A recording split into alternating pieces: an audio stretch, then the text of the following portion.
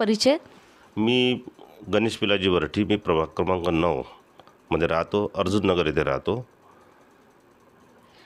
तुमच्या पत्नी या प्रभाग क्रमांक 9 मध्ये शेतकरी कामगार पक्षाकडून उभ्या आहात. का बरं या राजकीय क्षेत्रामध्ये तुमच्या पत्नीला आणलं, काय वाटतं तुम्हाला? कसं आहे, त्यांना महिलांच्या ज्या समस्या असतात त्या महिलांच्या सोबत राहतात, महिलांसोबत फिरतात, कोणत्याही कार्यक्रमात छोट्या छोट्या कार्यक्रमामध्ये जातात येतात.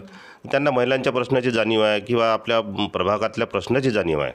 प्रभागामध्ये जसे नालीचे कामं असते, नाली आमच्याकडे अंडरग्राऊंड नाली झालेली नाही आहे किंवा आमच्याकडे घनकचरा खूप प्रमाणात असा रस्त्यावर पडलेला असते, तर तो घनकचऱ्याची व्यवस्था व्यवस्थित झाली पाहिजे.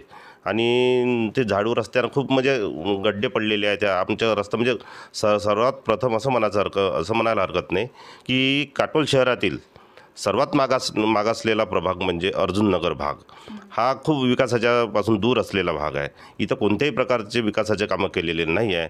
म्हणून महिलांसाठी आजकाल आता स्थानिक स्वराज्य संस्थाच्या ज्या निवडणुका असतात त्यात 50% आरक्षण महिलांना आहे, तर महिलांनाच संधी देण्यात येते. म्हणून माझ्या पत्नीलाही मला प्रोत्साहित करावं लागलं आणि तिला या क्षेत्रामध्ये उतरावं लागलं की आपल्याला आता जे लोकांना नाही केलं ते आपल्याला ते करून दाखवायचं आहे. तुम्ही प्रचारादरम्यान मतदारापर्यंत पोहोचता तेव्हा तुम्ही मतदाराला कोणते एक विकासाचं कोणते कामे सांगतात, काय सांगाल याबद्दल? कसं आहे, मतदारांचे तर प्रश्न भरपूर असतात, अनगिनत प्रश्न असतात, पण त्यांच्या जे प्रश्न आम्ही सोडवू शकतो, आम्ही नेमक्या त्याच गोष्टीकडे आम्ही आमचं लक्ष केंद्रित करतो.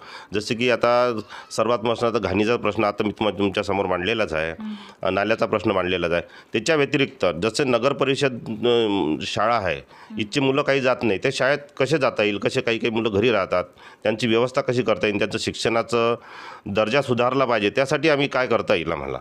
तर याच्यात मला खूप इंटरेस्ट आहे की जे मुलं शिकत नाही तर त्यांच्यासाठी शिक्षणासाठी, जसे की आता जो मराठी माध्यम आहे तर त्यांना इंग्रजी माध्यमात कसं वळवता येईल, हा माझा विजन जास्त याच्या महत्त्वाचा आहे. तुम्ही या राजकीय क्षेत्रामध्ये या शेतकरी कामगार पक्षासोबतच का बरं जोडले, का सांगाल याबद्दल?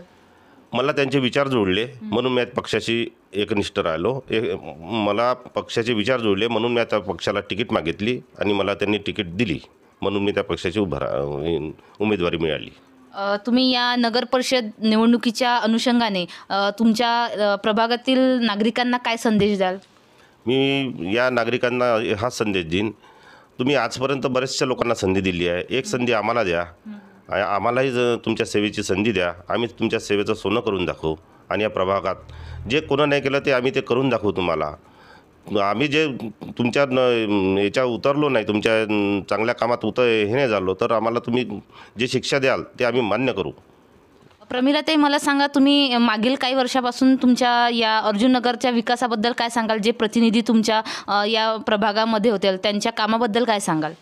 मागचे जे प्रतिनिधी निवडणूकमध्ये आले त्यांनी आमच्या इथे कधी कामही नाही केले आणि येऊन पाहिलेही नाही की रस्त्यावर गड्डे आहे बा, रस्त्यावर हे कचरा आहे, हे सगळं येऊन त्यांनी पाहिली नाही आणि विचारली नाही. आपल्यासोबत होत्या प्रमिलाताई वरठी यांनी दिलेल्या माहितीनुसार मागील काही वर्षापासून आलेल्या प्रतिनिधींनी कोणतेच विकासाची कामे या अर्जुन नगर म्हणजेच प्रभाग क्रमांक 9 मध्ये काहीच विकासाची कामे केलेली नाही, अशी प्रतिक्रिया प्रमिलाताईंनी दिलेली आहे. मी वैशाली सावरकर, विदर्भ दर्पण न्यूज, काटोल.